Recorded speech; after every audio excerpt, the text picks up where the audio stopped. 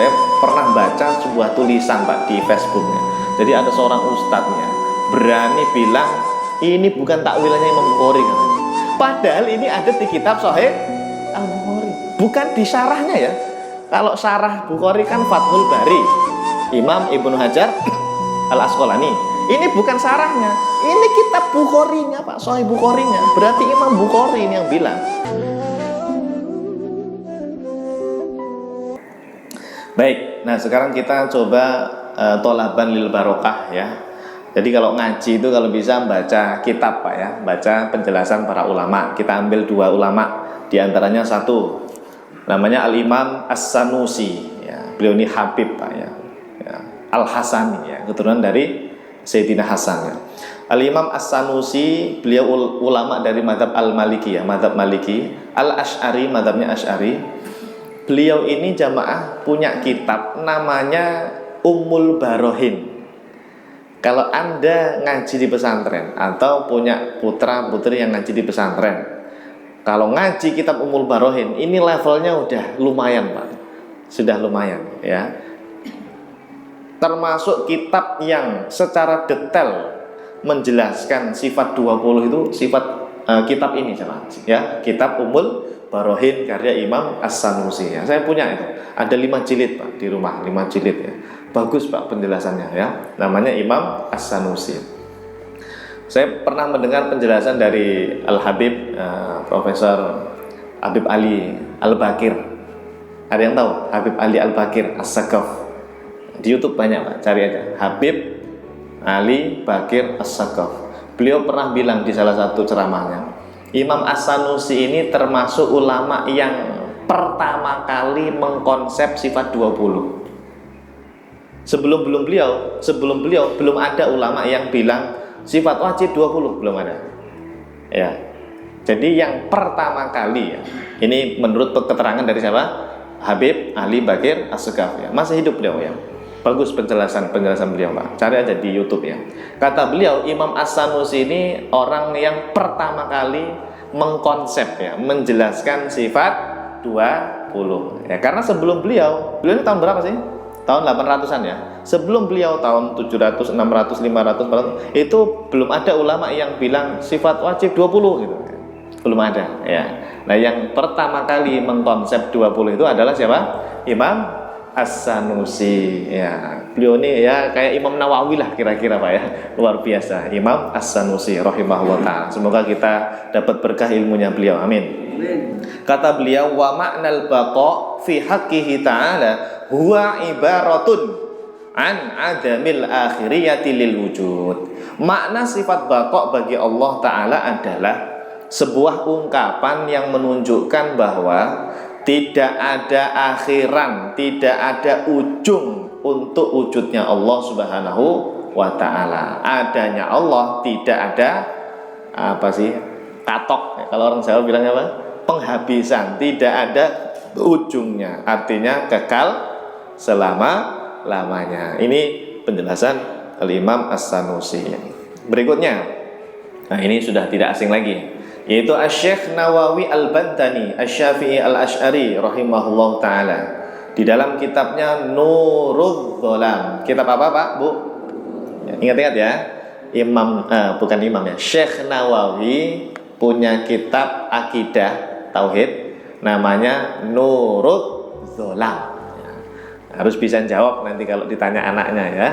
Ya, ngaji bertahun-tahun masa nggak tahu nama kitabnya. Harus hafal ya. Apa kitab akidahnya Syekh Nawawi? Nurudz Dzalam, Syarah Aqidatul Awam ya. Nurudz Dzalam, Syarah ala Manzumah Aqidatil Awam sama. Wal baqa'u huwa adamul inqidha'i li wujudihi ta'ala. Sifat baqa' maksudnya adalah tidak ada akhiran, tidak ada ujung bagi adanya Allah Subhanahu wa ta'ala. Ya pokoknya kekal gitu loh ya. Baqa' itu maknanya apa?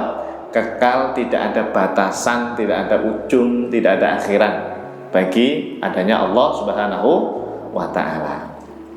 Nah, kemudian jamaah, ini yang unik jamaah. Allah Subhanahu wa ta'ala itu kan memiliki 99 al-asma al-husna ya. Pelafatan yang benar itu pakai al Pak depannya. Al asma al husna. Kalau kita kebiasaannya tanpa al ya. Asmaul husna. Ya, itu nama istri saya Pak. Asmaul husna. Ya, istri saya namanya Asmaul husna. Jadi yang betul pelafatan yang sesuai kaidah itu pakai al depannya ya. Al asma al husna, nama-nama indah kan. Al husna itu namanya nama-nama indah, bagus, baik. Ada 99 ya, ada 99. Nah, dari 99 al asma al husna itu Bapak Ibu, yang maknanya sama dengan baqo, yang maknanya menunjukkan sifat baqo itu ada 3. Satu apa? Al-Baqi. Nah, ada itu Pak, salah satu al-asma al-husna dari 99 itu namanya al-Baqi. Artinya sama, Allah Maha Kekal. Terus apalagi yang artinya kekal? Al-Warith. Nah ini, jadi al-Warith itu maknanya Allah Maha Kekal ya, zat yang Maha Kekal, al-Warith. Oke, yang terakhir al-Akhir. Al-Akhir, apa artinya? Yang maha terakhir tanpa kematian, tanpa kebinasaan. Al-akhir, terakhir. Nah, jadi nanti kalau ditanya orang sifat baqo itu ada enggak ya di dalam deretan al-asmaul husna? Anda jawab, ada ya. Jawabnya apa? Ada. Bahkan tiga nama bagi Allah, yaitu al-Baqi, al-Warith, al-Akhir. 3 ini maknanya sama. Allah Maha Kekal. Allah ada selama-lamanya. Oke, baik. Cukup ya? Nah, sampai sini jelas ya sifat baqo. Terakhir. Nah, ini penting. Dalil dari Al-Qur'an untuk sifat baqo itu diantaranya yang pertama surah Ar-Rahman ayat 26 dan 27. A'udzubillahi minasyaitonirrajim. Bismillahirrahmanirrahim. Kullu man 'alaiha fan wa yabqa wajhu rabbika dzul jalali wal ikram. Kullu man 'alaiha fan, semua yang ada di bumi akan fan. Fan itu binasa, bukan pan ya. Pan partai pan. Ini dulu katanya ada kiai ya, harus pilih pan, partai pan katanya, karena ada di Quran katanya. Kullu man 'alaiha pan ya. Ini orang Betawi apa orang Sunda yang nggak bisa ngomong fan ya, pan. Salah ya.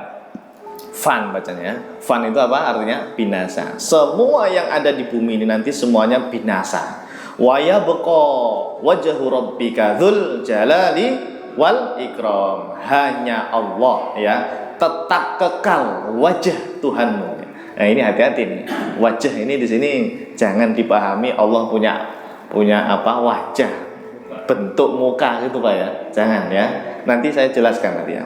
Maksudnya apa? Allah itu kekal ya. Zat Allah Subhanahu wa taala kekal selama-lamanya. Dialah Allah yang memiliki kebesaran dan kemuliaan ya. Al-Jalali wal Ikram. Ya Dzal Jalali wal ikram. Apa ya? Ya dzal jalali wal ikram itu kayak Anda itu Pak, ibaratnya apa ya? Biar mudah ya. Seorang prajurit kalau berhadapan dengan apa rajanya, itu kalau pengen muji raja itu kan biasanya wahai rajaku yang maha mulia, yang apa istilahnya? Yang memiliki kebesaran, yang memiliki apa? Kemuliaan.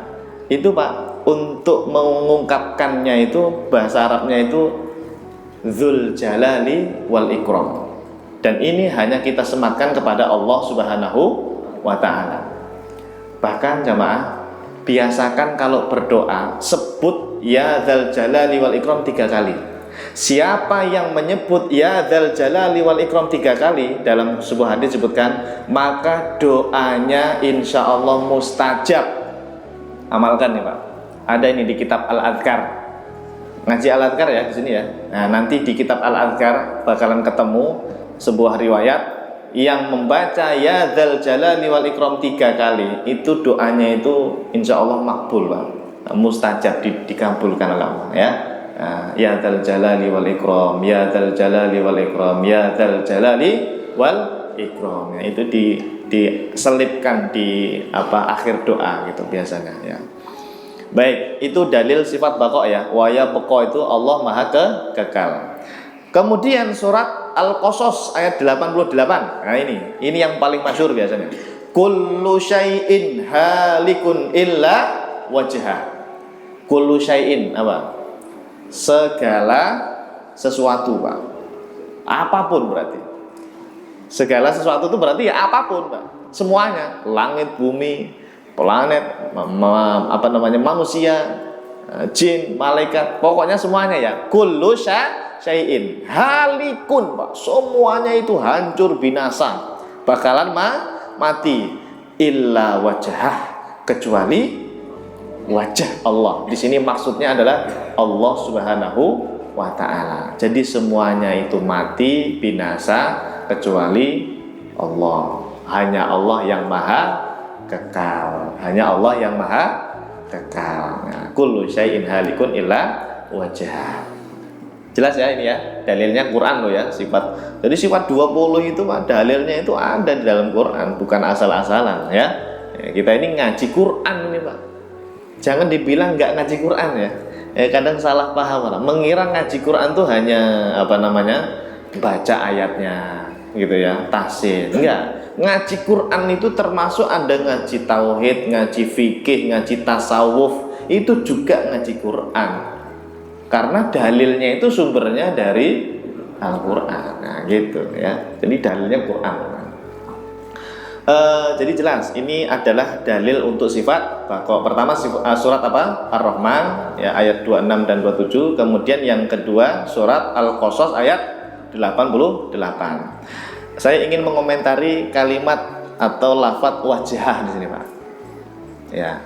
Ini hati-hati, wajhah. Segala sesuatu akan binasa kecuali wajahnya Allah. Ada kelompok zaman sekarang, Pak, yang secara tekstual banget ya, meyakini Allah itu punya wajah.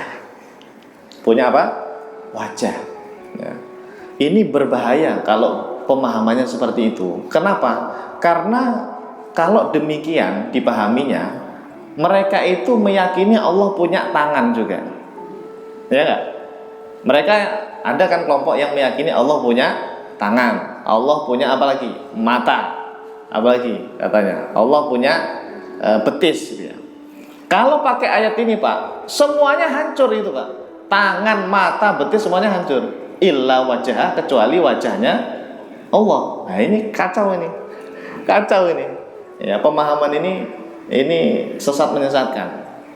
Jadi jangan dipahami wajah ini betul-betul wajah itu, jangan ya. Tidak boleh. Maknanya apa?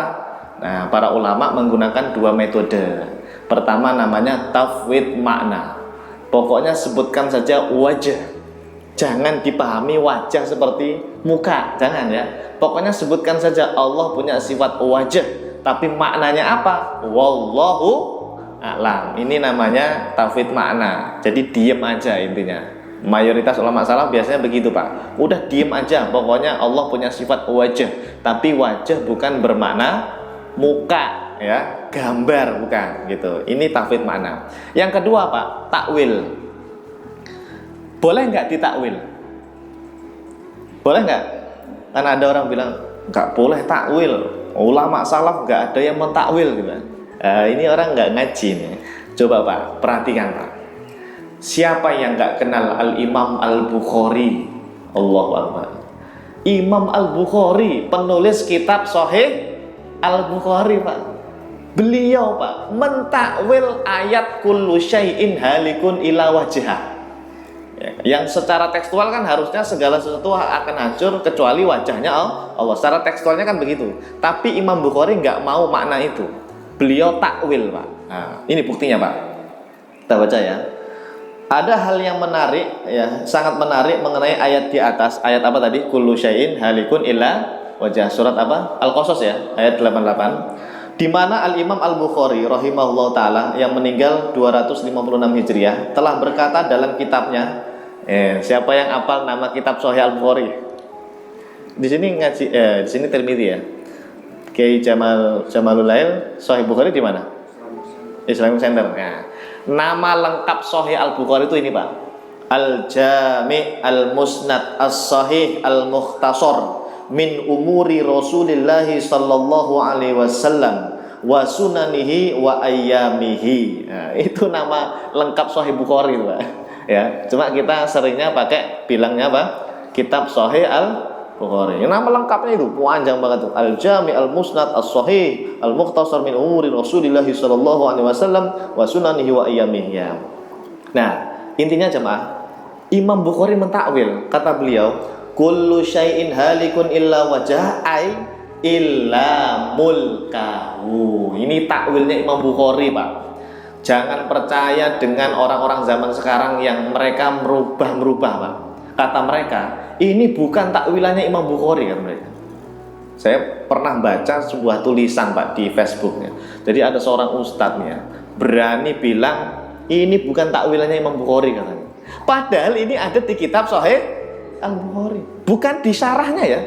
Kalau syarah Bukhari kan Fathul Bari, Imam Ibnu Hajar Al-Asqalani. Ini bukan syarahnya, ini kitab Bukharinya, Pak, Sahih Bukharinya. Berarti Imam Bukhari ini yang bilang, kullu syai'in halikun illa wajah, kata Imam Bukhari, illa mulkah.